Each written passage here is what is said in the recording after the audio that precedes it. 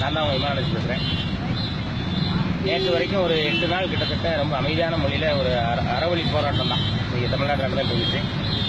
இன்றைய தினம் காலையில் நம்ம வீட்டுக்கு வந்துட்டு திரும்பலாம் அப்படின்ற அந்த நேரத்தில் மாணவர்கள்லாம் கடலுக்குள்ளே இறங்குறாங்க. அந்த மாதிரி தகவல் கேள்விப்பட்டு சரி என்னால் முடிந்த அளவுக்கு ஓடி போய் அந்த மக்கள்கிட்ட பேசி அதை கொஞ்சம் இப்படியா சமாதானப்படுத்தி கூட்டு வந்துடலாம் அப்படின்ற ஒரு நம்பிக்கையில் தான் நானும் நம்ம நண்பர்களும் பீச்சுக்கு போனோம்.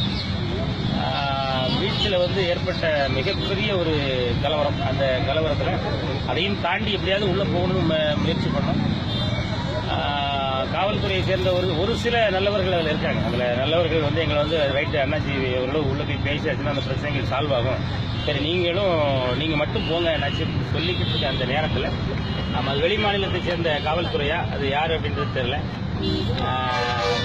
பிளான் பண்ணி பண்ண மாதிரியே ரொம்ப அவ்வளோ தூரம் பேசிக்கிட்டு இருக்கும் போது வேகமாக ஒரு காவலர் எங்கள் மீது கண்மூடித்தனமான ஒரு தாக்குதலை நடத்தியிருக்காரு. இது ஒரு மிகவும் கண்டனத்திற்குரிய ஒரு விஷயம். அந்த காவலர் அடித்ததுனால இப்போ என் கூட வந்த அலெக்ஸ் அப்படின்ற அந்த தம்பிக்கு இன்னைக்கு தலையில் 15 தையல் போயிருக்கு. அவருடைய கால் எலும்பு முறிவு ஏற்பட்டிருக்கு. இவங்க எல்லாம் என்னை சேர்ந்து எவ்வளவோ என்னை காப்பாற்றுறதுக்கு முயற்சி பண்ணாங்க. இருந்தாலும் என்னுடைய கையிலேயே நீங்கள் அதில் பார்த்தீங்கன்னா தெரியும், கை வழக்கமான இதை விட வீங்கி இருக்கு.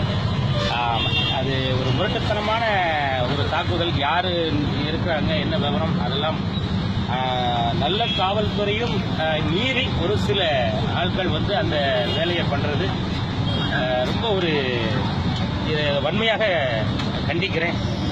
இதை தயவு செய்து மேல்மட்டத்தில் இருக்கிறவங்க கவனத்தில் கொண்டு உடனடியாக நான் பாருங்க இன்னைக்கு தலை உடஞ்சி ஒரு ஆபத்தான கட்டத்துக்கு போயிட்டு அவனை காப்பாற்றி கொண்டு வந்திருக்கோம்.